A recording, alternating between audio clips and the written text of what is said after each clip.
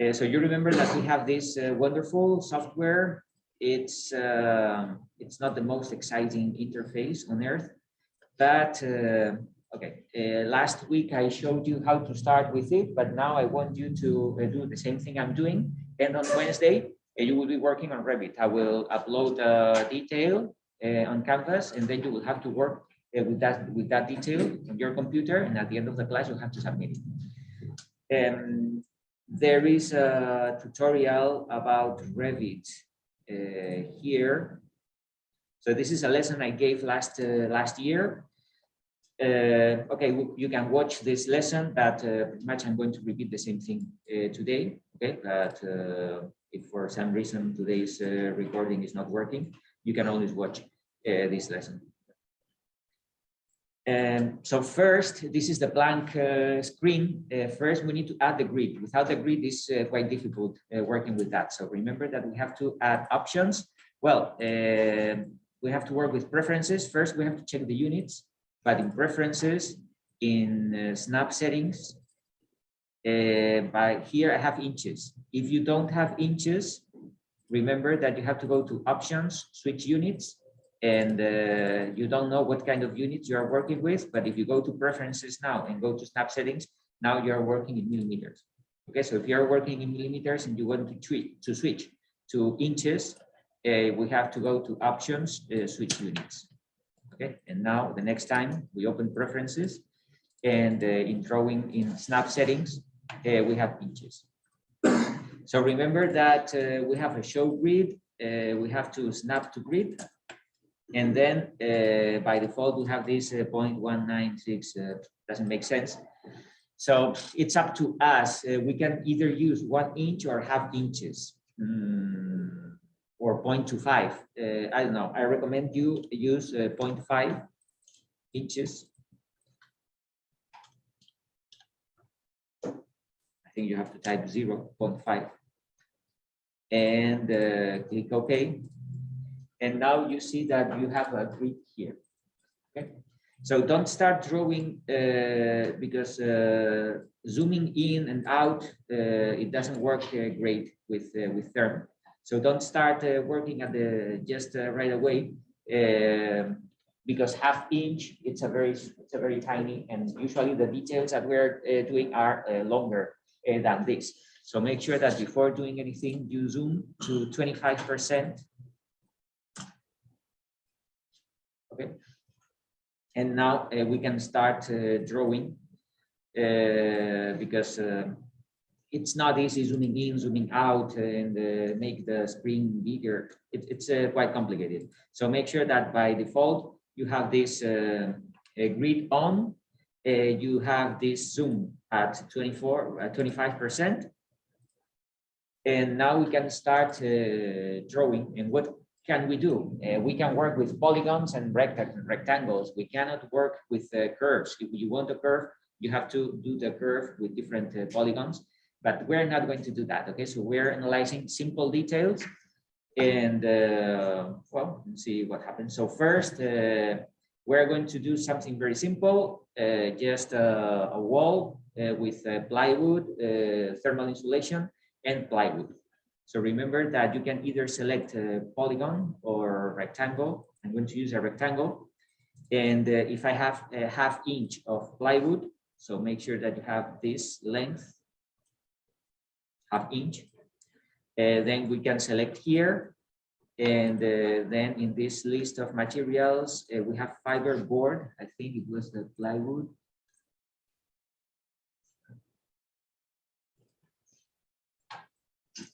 Oh,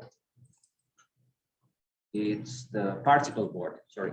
And then we have this debate between high density, low density, medium density. Let's use high density, okay? Second, we need the thermal insulation. So draw another rectangle here. Now how many inches? Let's say 5. 1, 2, 3, 4, and 5 inches. And click here. And what kind of thermal insulations do we have? We have glass wool, it's a thermal insulation, glass fiber, spray, yeah. So we have different those glass fiber, glass wool are thermal insulations.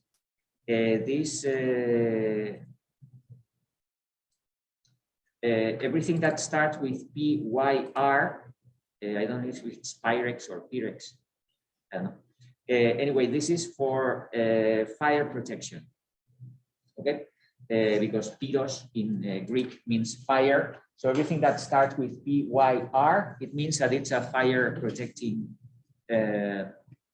material. Okay, so sometimes in addition to thermal insulation, we need to provide the wall with fire protection.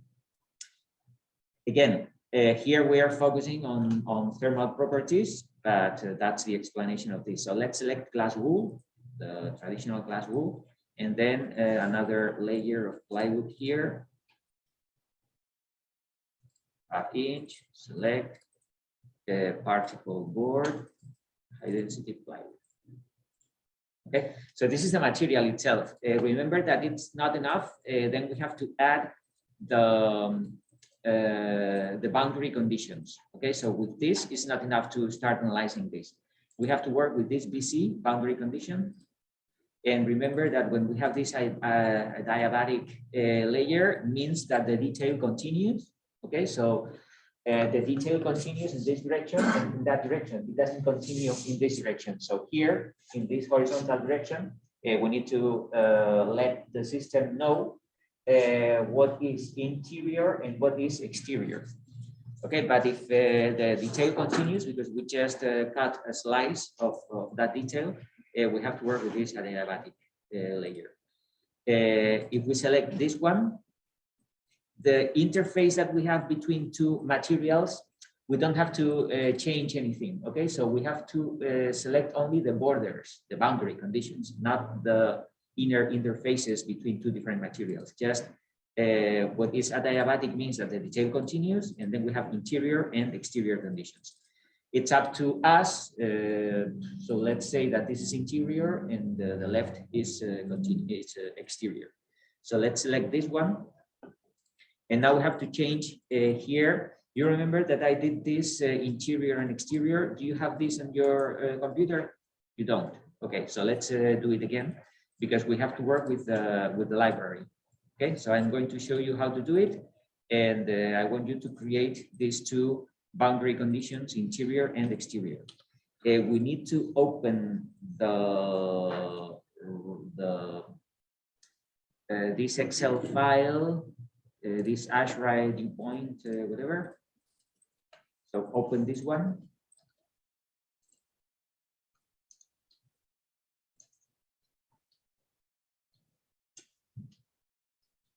Okay, so the boundary condition is the number that we have in this layer here, int.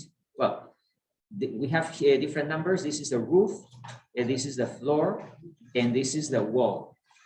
Okay, so this is something that we have to differentiate now. We can have a wall, we can have a roof, and then we can have a floor.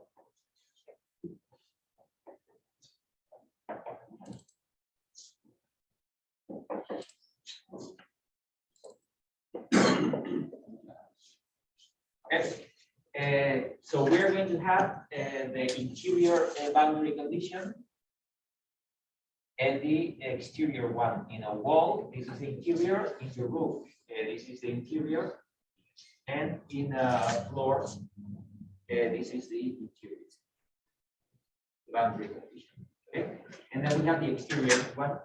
In the floor, this will be the exterior one. The roof, this is the exterior, and the wall. Okay, since we are working with something vertical in Therm, we are working with a wall. But the boundary conditions are different. Okay, and this is what we have here. The boundary condition for walls. This is a wall. Okay. The interior boundary condition, you see that it's 1 divided by 0.625. This is the interior boundary condition for walls. The exterior is 1 divided by 0.34.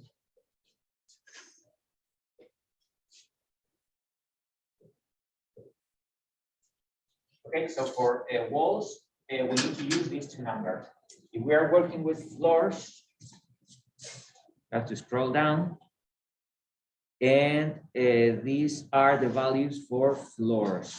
Interior is 1 over 0.95.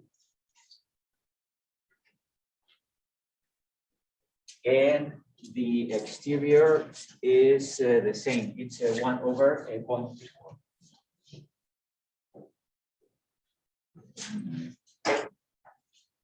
And finally, sorry, is this a floor or? Oh, this is a floor.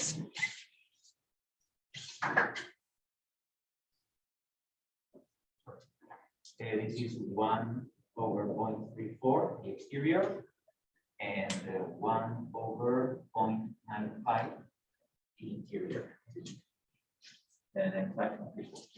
And finally, we have roofs. On the roof, the interior is 0.51.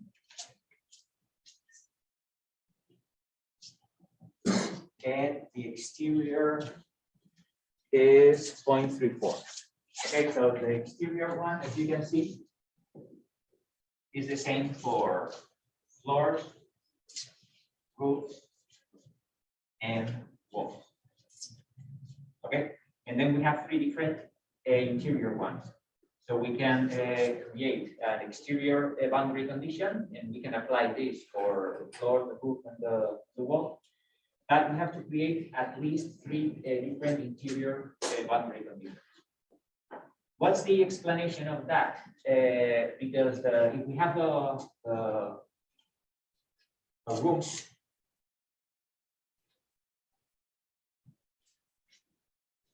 and this is the roof, and this is the floor, most of the heat flow will go up.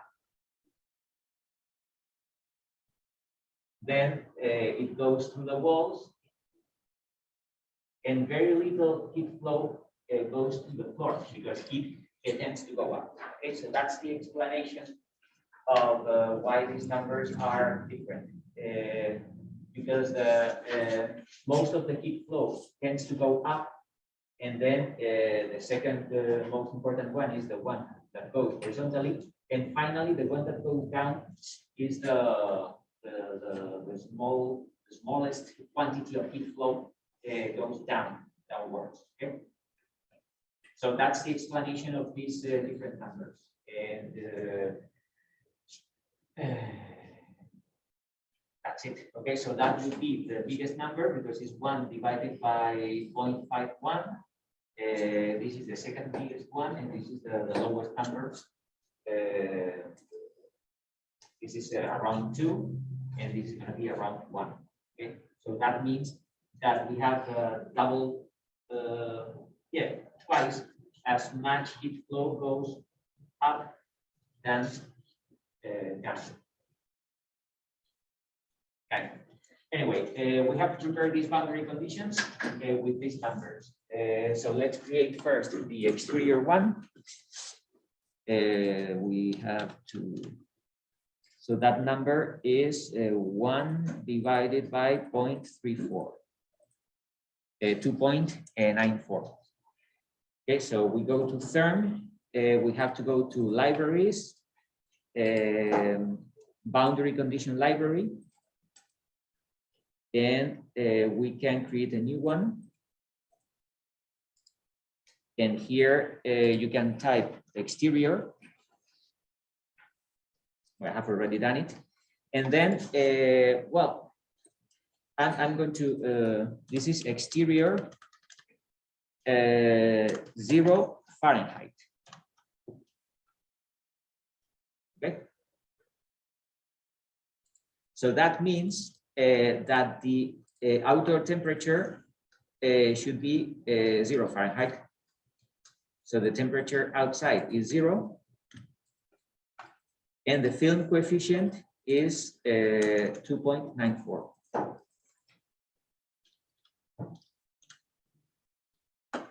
Then you don't have to save. I think if you close, change selected object, yes. Okay, so we have changed this, and now this is the exterior 0 Fahrenheit. Yep.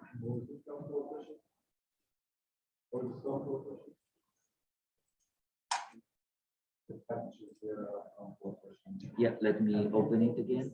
2.94.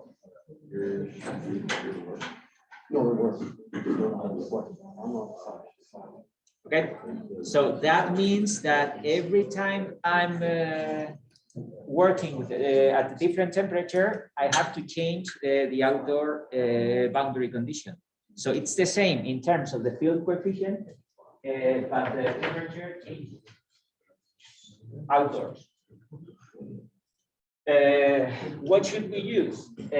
Well, we should use always the worst case. So what is the minimum temperature we can have here? 0 Fahrenheit or -2 or whatever. So we can use this. Yeah, sure. So how do you select the inside wall? Just like I created the thing, just not the whole thing. You want the boundary condition or just the boundary condition? You have to here the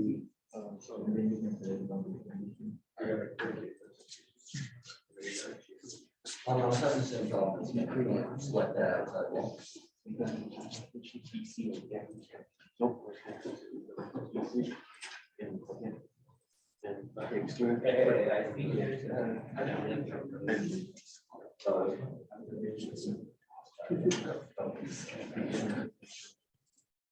No, I didn't. Okay, and I now go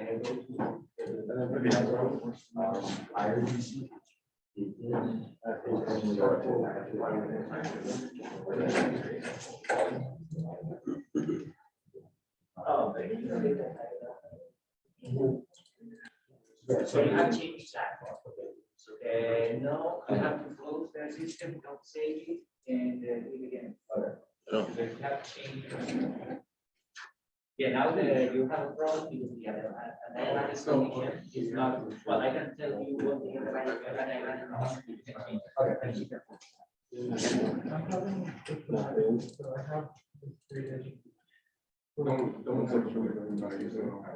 Within the center. There you go. There you got it. Yeah, you're selecting one key that doesn't go to the Living.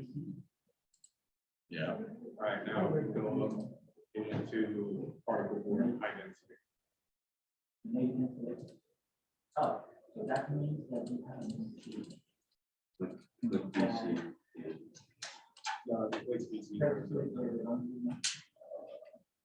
But you could do it. because I think you're in boundary condition right now, so it won't let you change it. Do I have to get out of it? Yeah. Because your lines are green right now. You know, you can still select it. Like that? Yeah. Oh, that's weird. I'm not too much. It takes a couple tries. Yeah.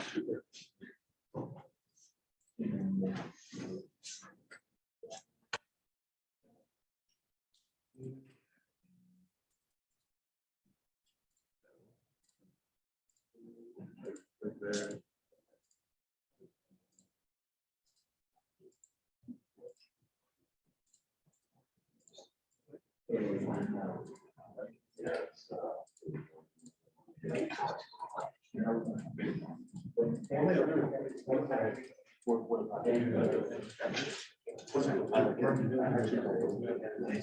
Oh, that one.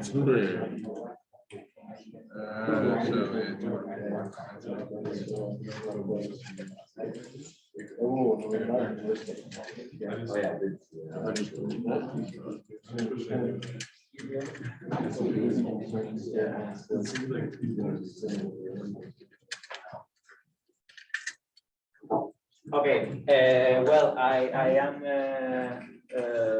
I'm a little dumb because I'm working with this as an exterior, and there is the other way around, but I'll change it. Okay, so now let's create a new boundary condition for this one. We select this one. By default, it's a diabatic. We go to library, boundary condition library. Okay, then the adiabatic, the film coefficient, then the film coefficient has to be 0. Okay, the temperature doesn't matter, but it's important that the film coefficient is 0 there. Okay, if you have changed something on this adiabatic condition, make sure that the film is 0. Okay, we create a new one, and this is going to be interior wall. Okay, because then we will have to create an interior floor and interior roof. So let's create an interior wall. And now the temperature, now it's the other way around. The temperature inside is always the same. Well, it's always the same. Can be 69 or 70 or 71.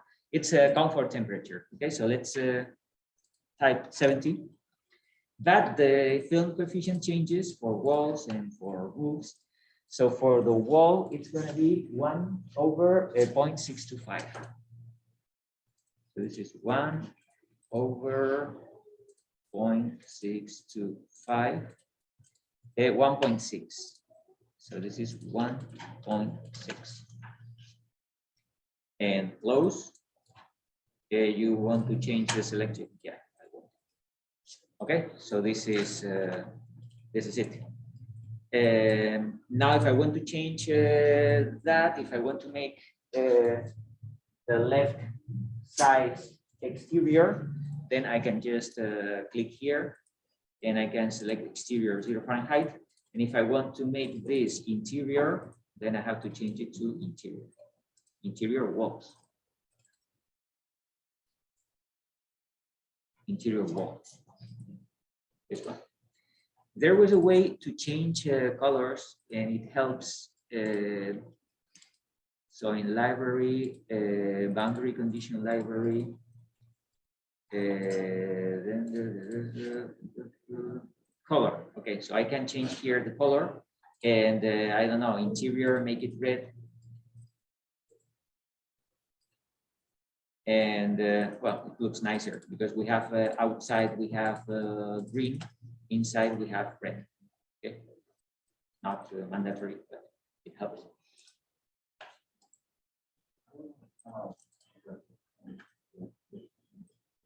Not showing the exterior like on the board. Okay, we have to change something else in the boundary condition. We have to select. This is the interior. We have already changed the boundary condition, but we have to change something new. Library boundary condition library. No, sorry. Library set boundary condition, and now we have another library, the boundary condition library. Okay, in the U factor surface library, we have changed the boundary condition, but we have not changed the U factor surface library. So click here. And we are going to change that name, rename, and let's click external. Okay, and rename. No, and add, sorry. Sorry, external. Okay, and layer management unique. Well,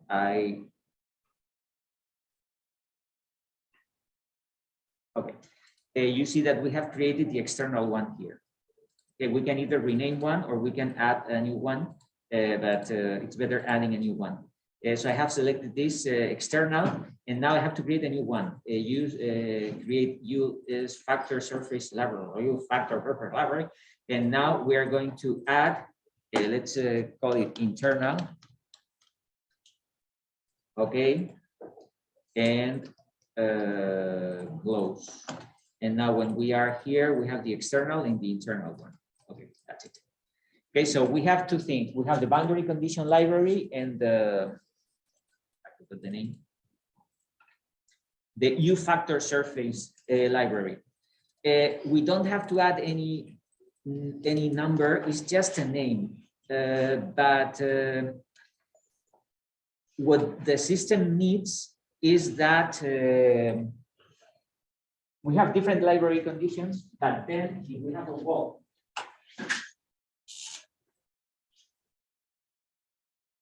and we have a roof, here, actually, we have two different library conditions, boundary conditions. We have this, which is the interior wall, and we have this, that is the interior roof. Everybody would understand that if we have interior wall and interior roof, everything is interior, but the system needs another verification. We need to let them know that all this is internal.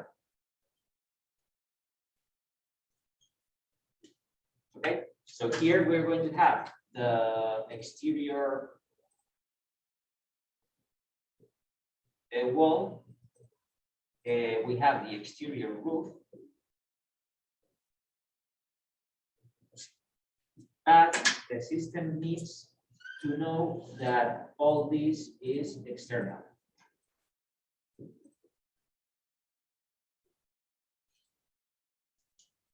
Okay. So this interior roof, interior wall, exterior roof, exterior wall are boundary conditions. This is the U surface, the U factor surface condition. Okay, so we need these two things, and everything is in this boundary condition type. The boundary condition is interior wall, that's fine, and the U factor surface is internal. Then we click OK. And now we select the external one. We go to libraries, set boundary condition. And here the U factor surface is external.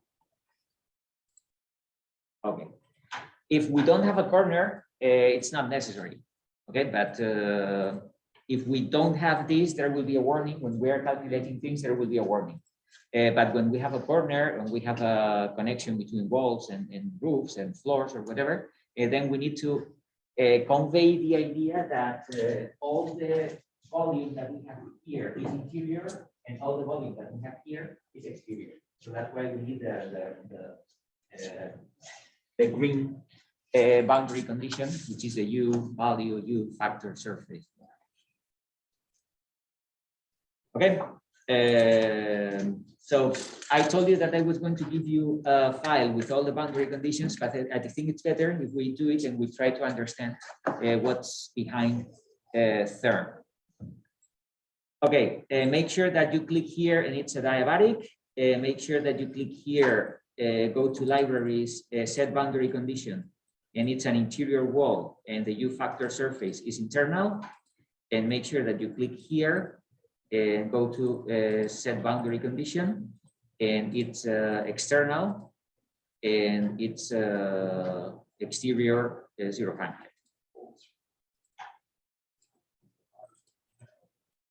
Yep.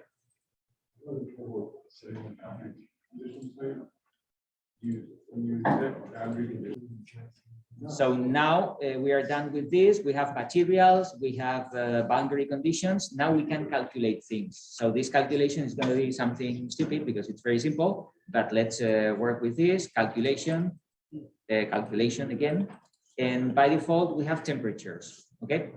If you want to do something colorful, you have to go to display options. And then we have the color flux magnitude and show color legend. That's and then we can show polygon outlines over color infrared flux jet. So we can select these three options: color flux magnitude, show color legend, and we show polygon outlines over the image. If we select these three things, it will be clearer. So we can click OK. And I told you this is stupid. Yeah, sure. Well, let me explain this first. This is stupid because we have the same heat flow through the wall. yeah, we don't have different materials, so it doesn't make any sense. So I'm going to show this again, calculation, display options. And in display options, you have to click color flux magnitude, show color legend, and show polygon outlines. Okay, so this is interesting when we have different materials, when we have a corner, when we have something that if we have a piece of or a slice of wall with the same materials, it doesn't make any sense working with Therm. Okay. If you want to stop this, because sometimes if the detail gets complicated, it takes time. Okay, so maybe it can be like 3, 5, 4 minutes working with the colors. So don't speed up things, because Therm is pretty unstable, and if you do something wrong, you have to start from scratch. By the way, if you think that you have done something meaningful and you are proud of what you have done, save it. Okay, save as I don't know, create a folder.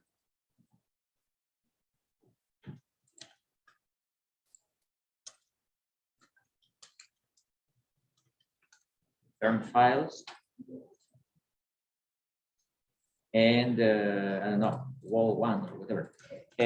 Do it often, because I told you, especially when we're working with something complicated, Therm is not stable, and after working for 20 or 30 minutes, the system or the software will not respond, and then you will have to restart again. Okay, so be careful with that. I'll be right.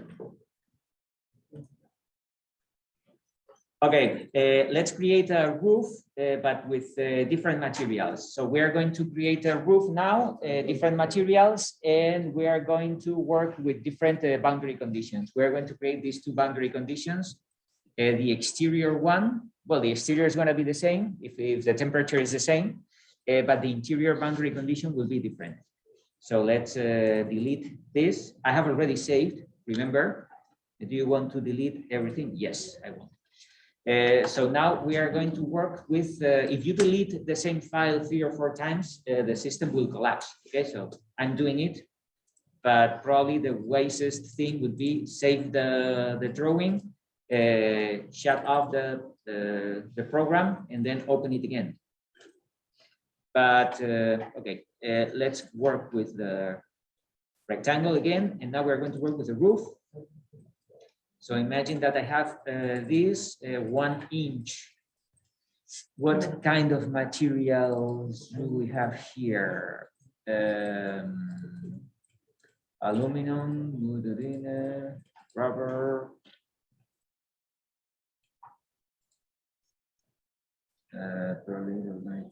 expanded polystyrene.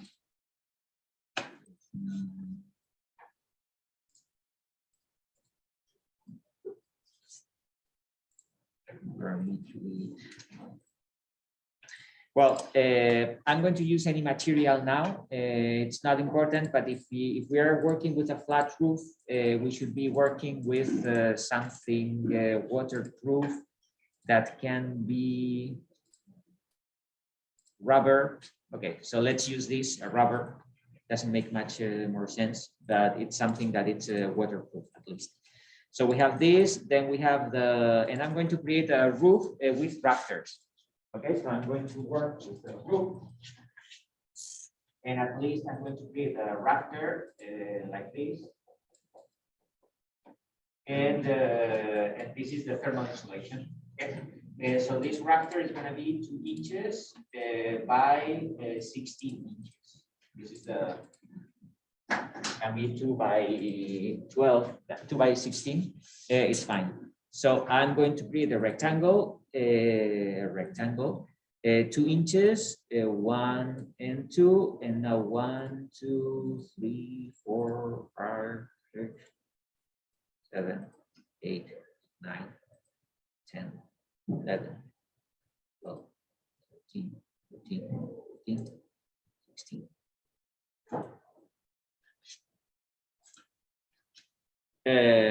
So this is a wood rafter, 2 by 16 inches. just an example. So we have to select, I think there were, yeah, pine. So it's usually it's the wood that we use for these kind of rafters.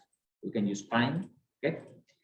And now we are going to cover this with thermal insulation. So I'm going to create another rectangle from this point to that point. And this can be the same glass wool that we used before, glass wool. And now another rectangle.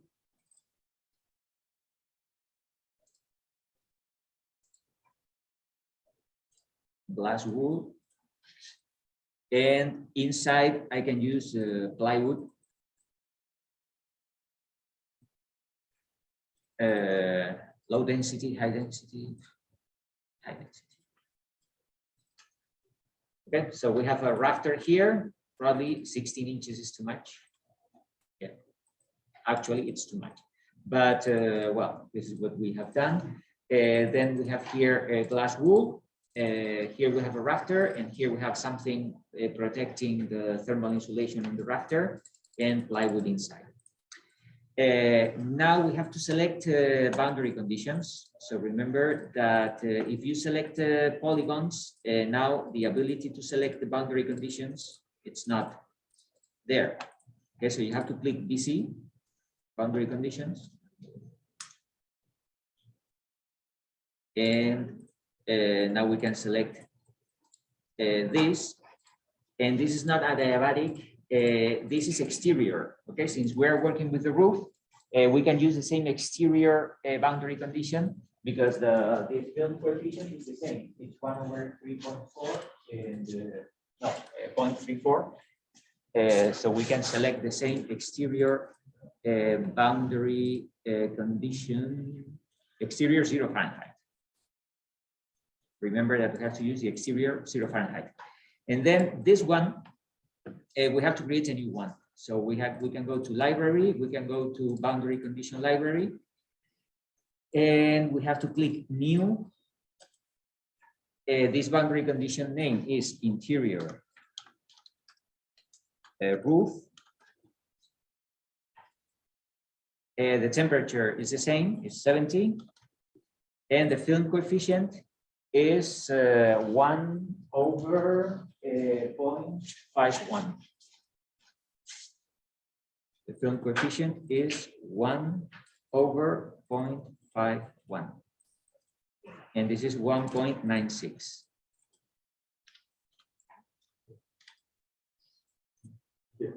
To close, interior, yes.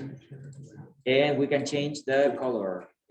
Here, library, boundary condition library color, and we can make it red just to remember that everything is red is interior and green is exterior.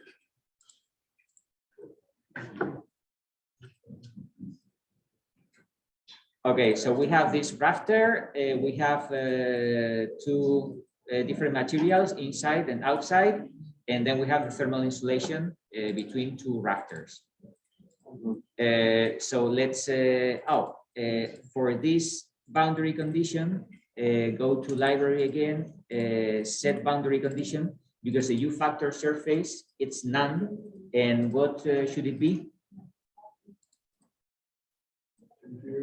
Internal.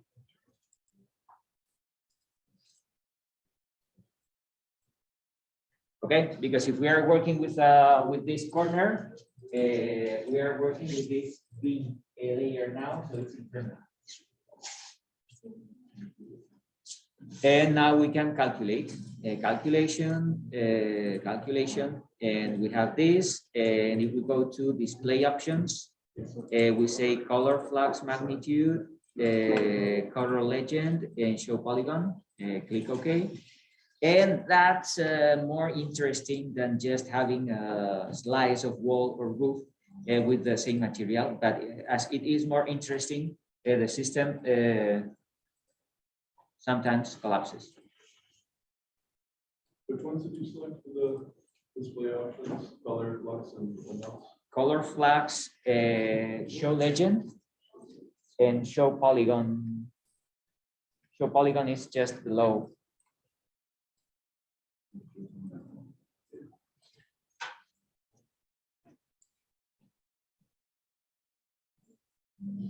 So I don't know if this is happening to you, or you have you already have the whole system, the whole drawing.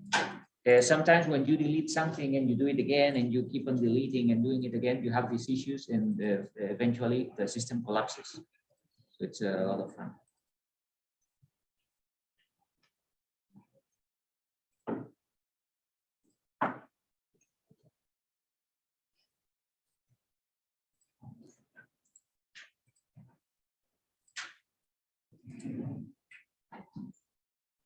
Okay.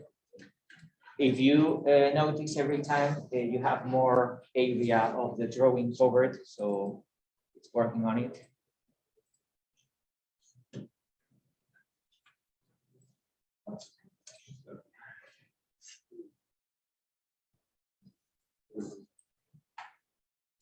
Or if we get tired, and sometimes we do, what we can do is to stop what we are doing.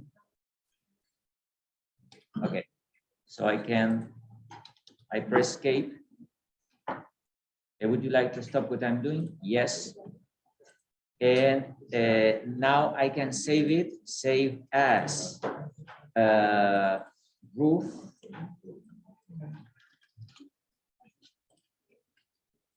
Save. I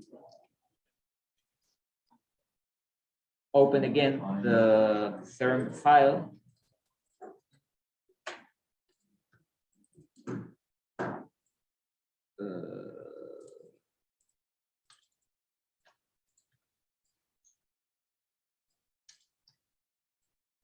Where the hell is the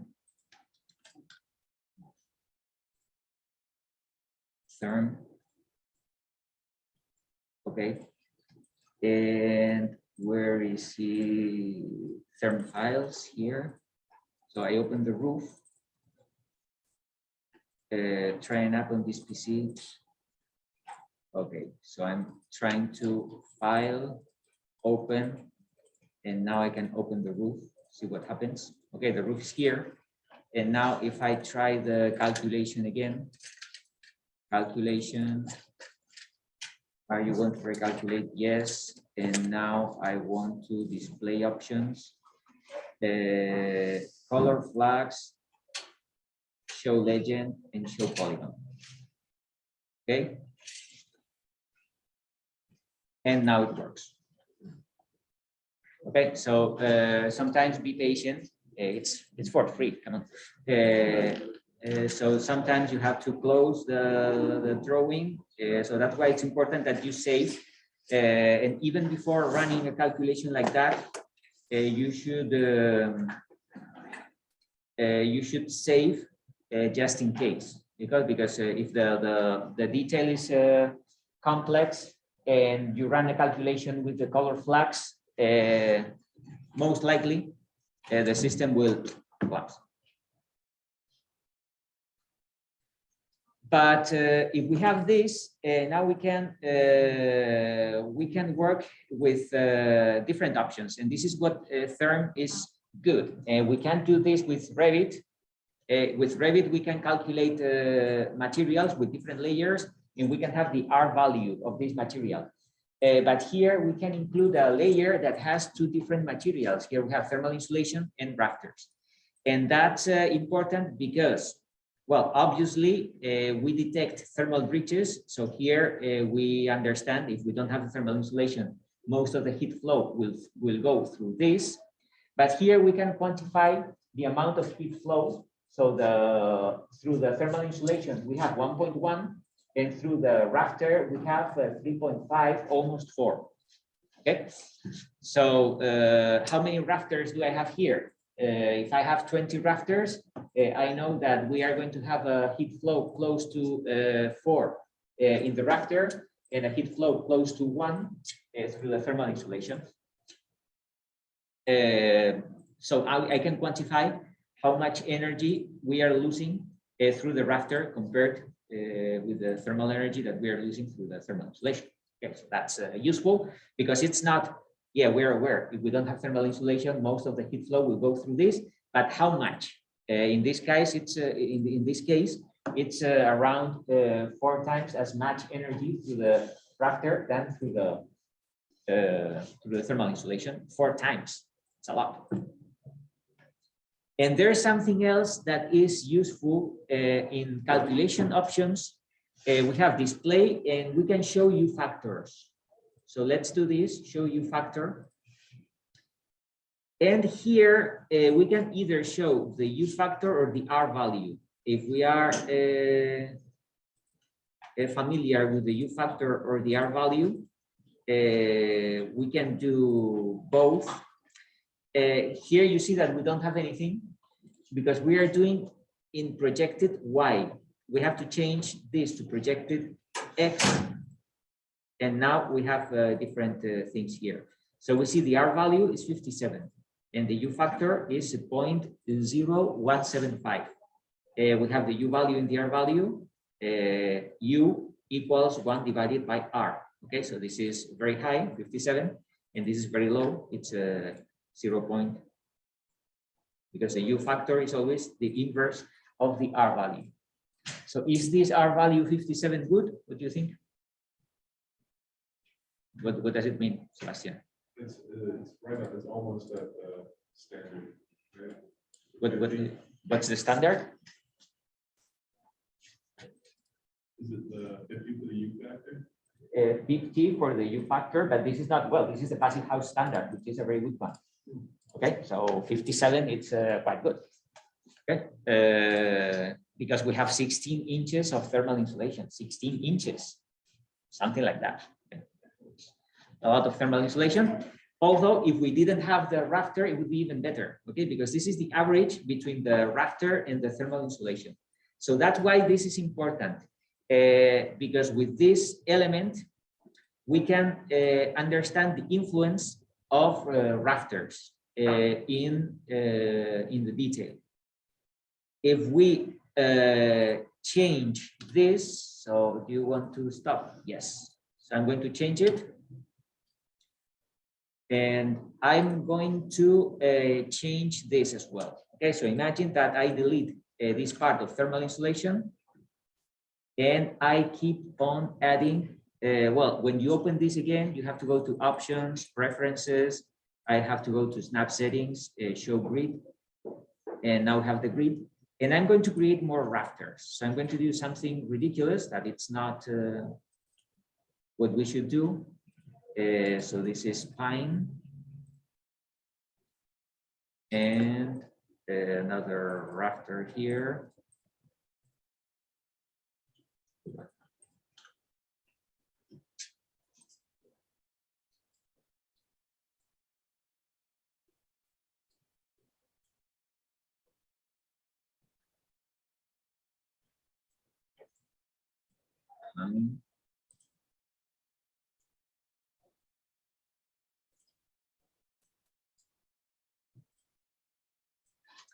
And then I'm going to use the thermal insulation between rafters.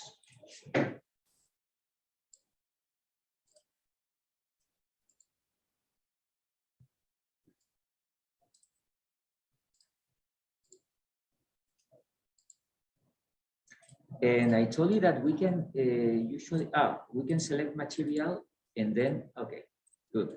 So if you click here, you can select material, this one, and then you can copy the same material there. Not bad.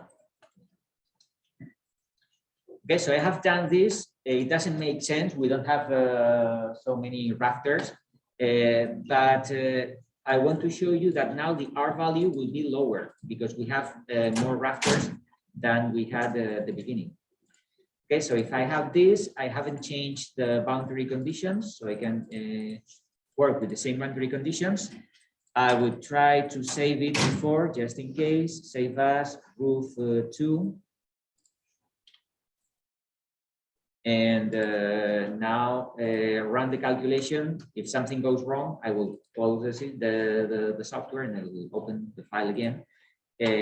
So let's go to the calculation. Calculation not successful. Okay. Why? because need to be referred that it can be performed. But yeah, you see, we have done this and now we have a lot of issues with that. Okay, so it doesn't work. It's a shame, but it doesn't work. When we do this and we see all these warnings, is that the drawing itself is not good. So let's do it again. I'm going to delete everything. Well, actually, I'm going to start. You save changes, no. And I want to start Therm. Okay, I want to open the first roof 1. And I'm going to delete everything and I'm going to start again. Options, preferences, snap settings, show grid. And I'm going to work with a rafter. I remember that it was 2 inches, 1, 2, and 16. 1, 2, 3, 4, 5, 6, 7, 8, 9, 10, 11, 12, 13, 16. Okay, that was, yeah. While you're drawing the rectangle, it tells you the dimensions in the lower corner, so you don't have to count every. Yes. Good. So yeah, here we have the dimensions. Okay, so when we're creating another rafter here, this is 2. And how can I find out that this is 16? Where it says DXDY, right now it says 2, -15. Negative 15. Okay, so perfect. It should be negative 16. Okay, so I'm going to delete this one. And this is pine. I'm going to draw another rectangle here. And yes, this is useful. It's 2, negative 16. Perfect. I can click here and here. And now I want to create another one. 2, negative 16.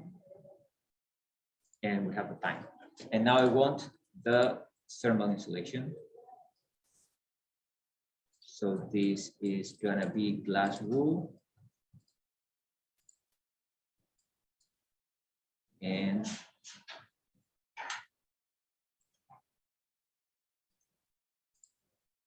glass wool here. And now,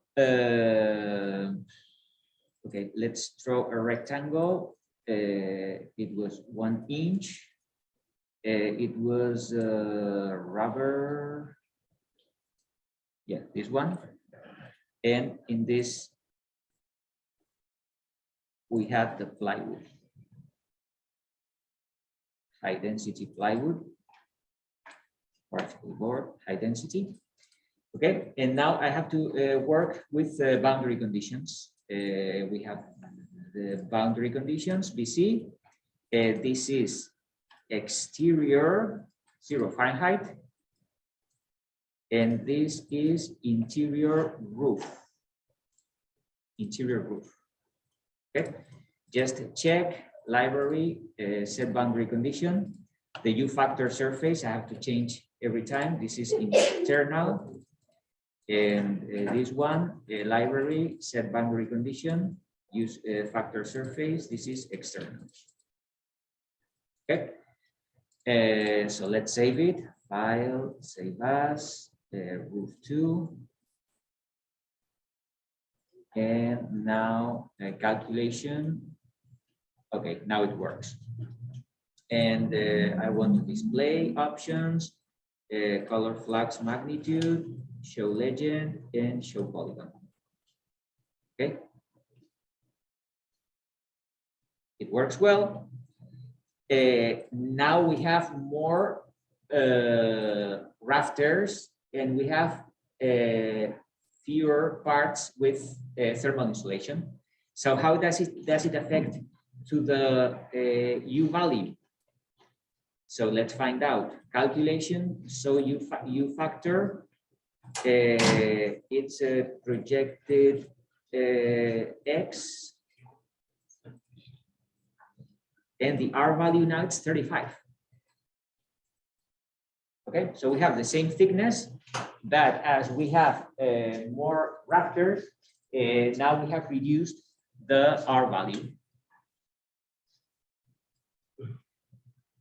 Okay, so that's very useful because in Revit, I can't do that. In Revit, I can't create a layer with different materials on that layer. In Therm, I can. What I can do in Revit is to create a material that has the same R value. Okay. For example, I open Revit, and if I open the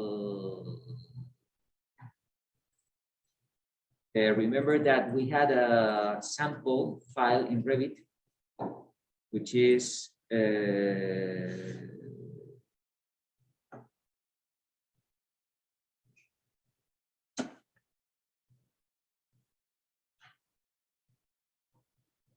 the Revit file? Here. Okay, so we have this 124 Revit file. Just download it. Open this file in Revit. And we have this wall. So in this wall, we can edit type and edit the structure. And here we have a finish. It can be the gypsum or whatever. It can be the thermal air layer. But here with Revit, we can control the thickness. And we have the opportunity, if you go to Revit, we have the opportunity to select metal stud layer.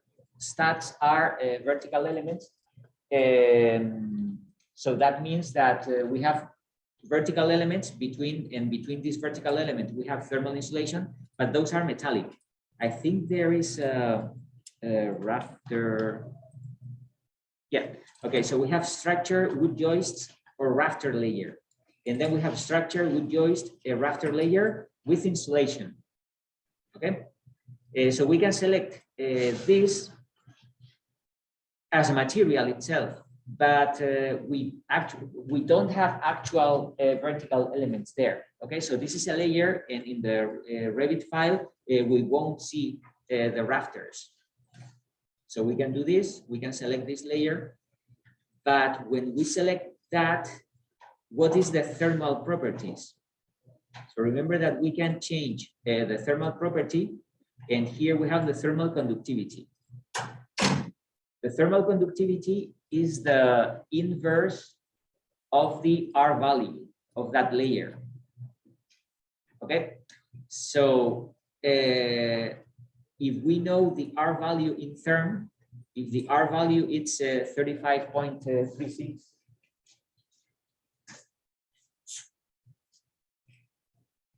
35.36. The thermal conductivity is 1/35.36.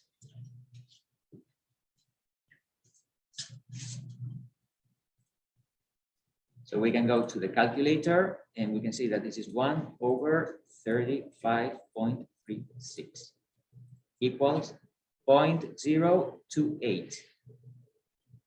Okay, if I type here 0.028 and I click OK, now the next time I open it, 0.28. Okay, so I have created a layer with the same thermal resistance that we actually have in reality. You get the point? It's too complicated, I know, but this is what it takes. I mean, nowadays we don't have a software that I know of that can do everything. It would be great that in Revit we can differentiate between rafters and thermal insulation. It would be great, and keep that in mind. But now we can't. Okay, so what we have to do, we can use Therm, and we can create very easily. This, we know the distance between rafters in reality. Usually rafters, the distance is like 16 inches, something like that. Okay. But we know the distance between two rafters, and then in Therm, I can create a wall that has, or a roof that has rafters at this distance. I can calculate the R value, and we have the average between the thermal insulation, the rafters, all that stuff. And then in Revit, I can create a layer that has the same thermal properties as the real detail. Or I can do anything and say, Revit, what is the material? I don't mind. And let's see what happens. If we do this, we will have a thermal simulation that is not real. And it's fine as long as we are aware that the thermal simulation that we have run is not real. Okay, so this is very difficult to understand. And you can do something wrong, and it's fine as long as you understand that this is wrong. Because if you do something wrong and you defend it, you're defending something that it's wrong. Okay, don't defend it. Just be aware of that. Okay, I know that I can be more accurate, but and then talk to your client. You know that your client, imagine that you don't have this with rafters. You have the thermal insulation that we had without rafters. You know that the thermal performance of your building are going to be worse. Okay, so I would select, when I'm doing this, and I don't want to work forever, a lot of hours, I try to calculate something very conservative. Okay, so I say my building, the actual building is going to be better than this detail. So I run my calculations with the detail that I know it's worse than the actual detail. So I know that if I run a simulation, I'm conservative because I'm assuming loads that they're not going to be the real loads. They are going to be higher than the real ones. And I'm fine with it. Okay, so if I have a conclusion that, okay, that's fine, and the reality will be better. So that's fine. You can be wrong. You can't be wrong if you assume things better than the reality. So that's the meaning of all that, that story. If we want to do things as they are going to be, it will take a lot of time because we have to do this with all the walls, all the roofs. Well, it takes time, depending on how much we charge our clients for our work. Maybe it's worth it, maybe it's not. If you want to be on the safe side, charging the same money and being conservative, okay, assume some scenario that it's not as good as the reality, and then make decisions based on that. But you know that the real building is going to be better than your model, and that's always something good. Okay. But this comes with experience. If you have calculated 100 single-family houses in this area, you know the average thermal insulation of all the houses that you have done. You know that if you increase this, the distance of the rafters, or if you increase the thickness of the thermal insulation, you understand with experience what you're going to do. When we don't have experience, well, we have to try different things and we have to draw conclusions. Okay, what if with this rafter distance, I have this. If I have 2 inches more, the detail of the wall improves at this percentage. So these are the kind of things that we have to do. But if we want to be accurate, use Therm. You know the distance between rafters. Create your own detail. You can calculate the R value. And then if you want to run the simulation in Revit, go ahead, open Revit, create your own layer, change the thermal conductivity of that layer, and this is the reality that you are going to have. But it takes time. Okay. So I remember Scott asked me last week. He's not here, but he's listening to me then after I posted the lesson. he asked me if he has to model all the rafters in Revit in order to run a thermal simulation. You don't have to. You can understand the amount of rafters that you have, the thickness of the wall, then you can calculate the R value with Therm, and then you can do this. You can create a layer in your Revit file with the same thickness and the same thermal conductivity that we have calculated in Therm. So that would be the option to work with both softwares at the same time. Okay.